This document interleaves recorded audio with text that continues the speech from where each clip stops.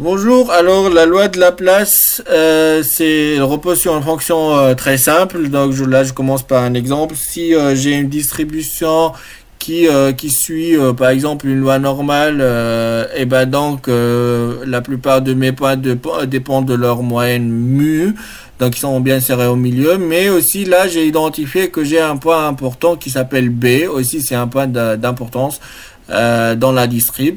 Et ben du coup là j'ai décidé de voir comment ma distribution se comporte envers ces deux points, envers donc mu et b.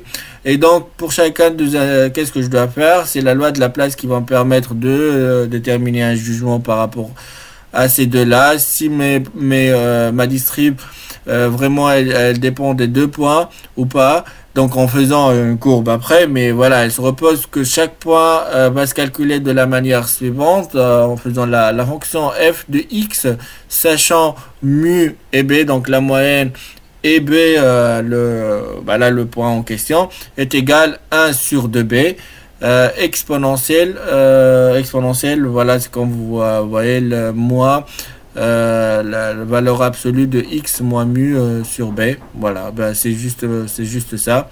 Et, euh, et du coup, là, pour chacun des individus dans ma distrib, je calcule son point d'existence suivant la loi de Laplace.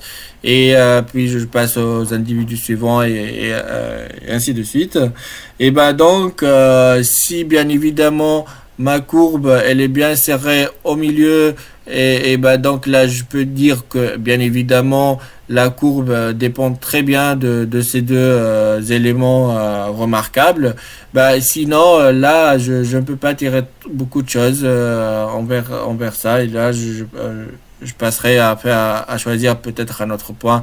Mais voilà, c'est justement, tout dépend de votre problématique et de votre sujet de travail, quoi. Merci et à la prochaine.